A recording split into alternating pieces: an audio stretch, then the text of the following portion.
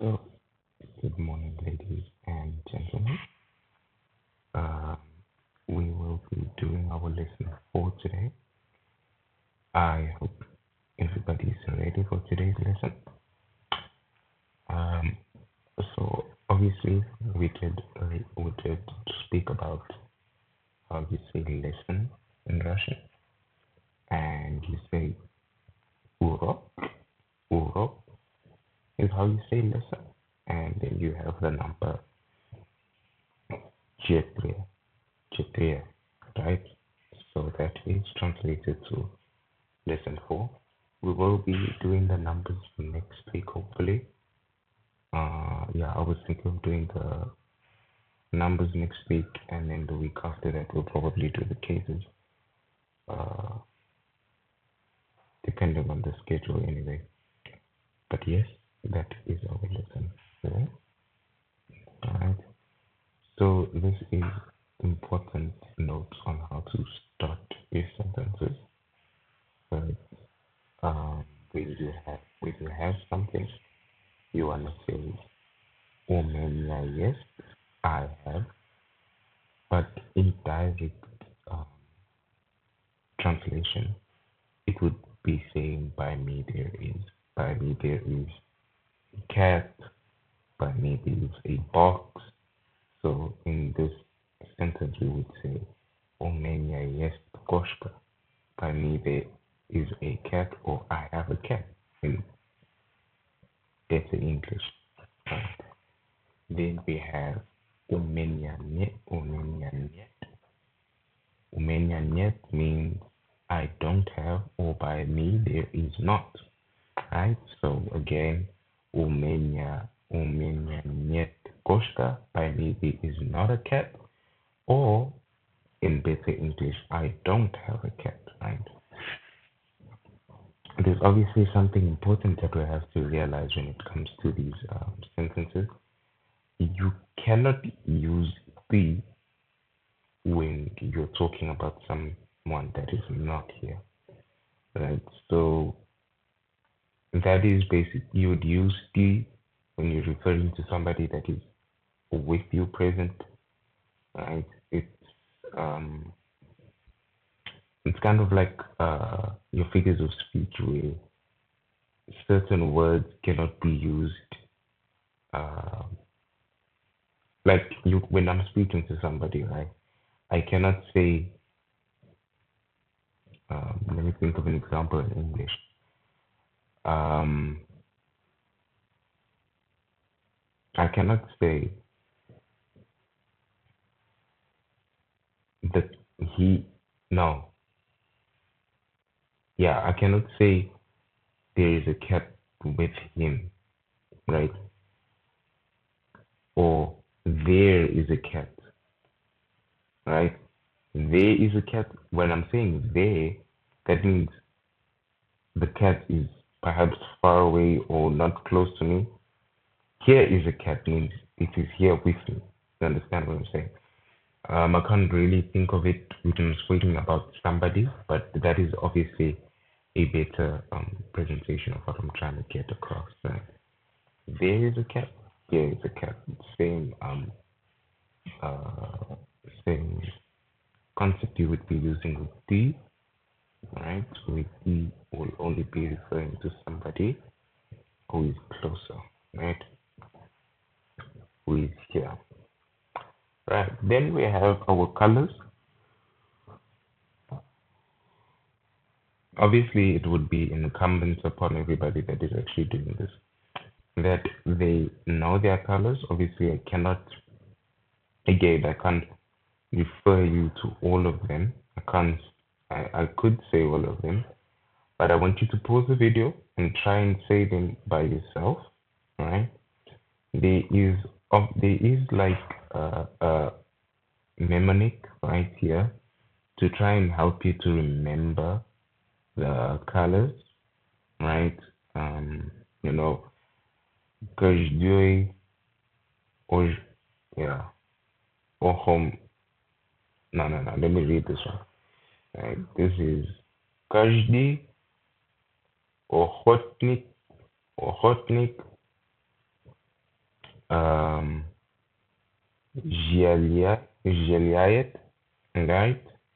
Then you have Zinat, then you have Gede, then you have Sida, Seed, Seedinit, CD, Seedit, right? Then you have Fazan, and these are like different ways in which you can remember what the actual colors are, right? And here we can see the first letter, which is red. I mean, the first color here that we have is color red, and that is Krajini, right? Then you have your Sini, that is your blue, right? And then you have um, Jyoti, that is your yellow. And remember, when you're dealing with bigger words here, you want to start from the back. Right? So, vie, je vieux, je vieux, ne je vieux, an je vieux, and then oran, oran je vieux, orange, right? Then you have your colors, right? Then you have how is it? Your lead, this is gonna be your white, then journey black, right? And so on and so forth. Obviously, you will get used to saying these words, these colors, right? And perhaps as time goes, you will become more fluent in saying these colors. Obviously, the mnemonic that is used here, you obviously have to. These aren't the colors, right? These aren't the colors. This is what we use to try and remember, right? What the letters um, remind you of. So, like it says here, the first letter of each color's name matches with the first letter of each word in the phrase. Each color, perhaps, and it can be translated into English as every hunter wishes to know where the peasant is, right? And how you say colors is Tvet, Tvet. That is how you pronounce colors in Russian, right? So there is like a song that I will leave the link into, right? Um, the name of that song is Если у вас, if you do not have, right? If you don't have a house, Если у вас нет дома, if you do not have a house. So in this case, we can obviously understand that если у вас, I did say that если у вас means if you have, right? But нета means нету, sorry. Нету means like not, right? So when you're using nyetu doma, you're trying to say not, right? So yes, li vas means I have not house, but that doesn't sound correct when you're saying it in English. So it translates into if you do not have a house, right? It cannot be destroyed by a fire. Uh, pajar, pajar, pajari, emu, ne, stras, strash, strajni, right? Strajni. That is basic. I don't. The song actually is trying to remind us of uh, how sometimes it's essential that we don't have things, right? You know, as the song goes on, actually, this one here, and you see, Yesli Uvas is kind of like uh, your chorus in the song, right?